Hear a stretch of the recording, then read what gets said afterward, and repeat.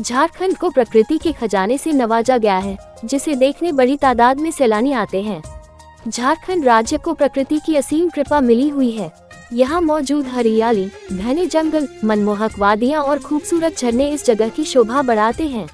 यहाँ मौजूद हुंडरू, दशम और हिरनी जैसे जलप्रपातों से गिरता पानी मनोरम दृश्य बनाता है। इन्हीं जलप्रपातों में से एक है जोन्हा जलप्रपात, जो पिकनिक स्पॉट के लिए काफी लोकप्रिय है।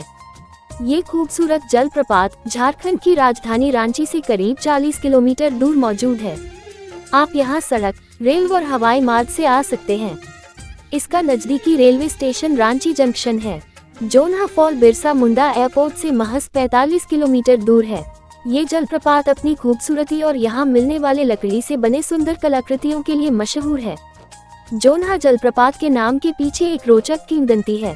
स्थानीय लोककथा के अनुसार एक बार जोन्हा नाम का एक छोटा लड़का झरने के पास रहता था। वह एक अनाथ था जिसे एक विधवा ने गोद ले लिया था। उसे मछली पकड़ने का बहुत शौक था और वह अक्सर मछली पकड़ने के लिए नदी पर जाता था।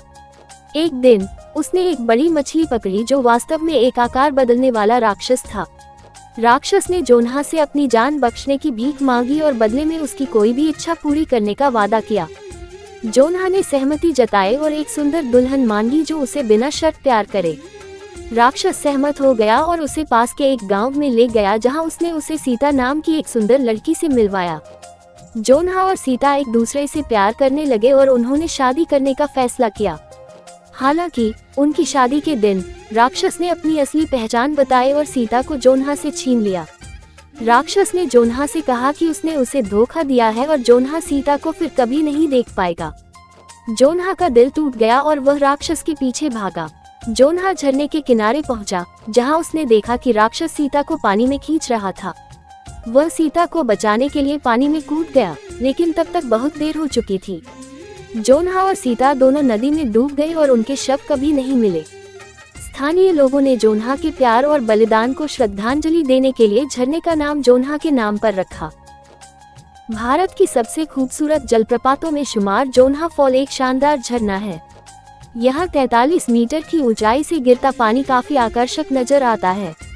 ये जगह न केवल एक पर्यटन स्थल के रूप में बल्कि तीर्थ स्थल के रूप में भी मशहूर है। माना जाता है कि गौतम बुद्ध ने जोन्हा फॉल में आकर स्नान किया था और ध्यान लगाया था, इस कारण इसे गौतमधारा भी कहा जाता है। जोन्हा में बौद्ध धर्म से जुड़े कई प्रतीक मौजूद हैं, जिसमें पहाड़ी के ऊपर स्थित प्राचीन बुद्ध मंदिर भी शामिल है। ये जगह बौद्ध धर्म के लोगों के लिए तीर्थ स्थल के रूप में विख्यात है। यहाँ आपको झरने तक पहुँचने के लिए 772 सीढ़ियों पर चढ़कर जाना होगा। कुछ दूर अभी और चलना है। एकदम थक चुके हैं, पैर एकदम थक चुका है। काफी दूर आ चुके हैं, पैर अब काम नहीं कर रहा है, चलने का मन एकदम नहीं कर रहा है। अगर आप सीढ़ियों का उपयोग किए बिना जलप्रपात तक जाना चाहते हैं तो जोन्हा फॉल रिसोर्ट रोड सही माध्यम रहेगा। जोन्हा के स्थानीय लोग जलप्रपात में गाइड के रूप में मौजूद रहते हैं, जो घूमने में सैलानियों की मदद करते हैं। ये जलप्रपात एक लोकप्रिय घूमने की जगह है जो अपने शांत वातावरण के लिए जाना जाता है।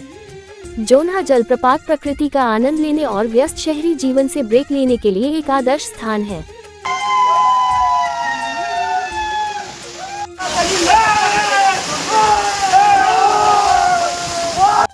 चाहे आप परिवार या दोस्तों के साथ यात्रा कर रहे हो, यह एक ऐसा अनुभव है जिसे आप हमेशा याद रखेंगे। आप लोग भी जोन्हा फॉल्स तक अपनी एक दिवसीय यात्रा की योजना बनाएं और इस प्राकृतिक आश्चर्य की सुंदरता का आनंद लें।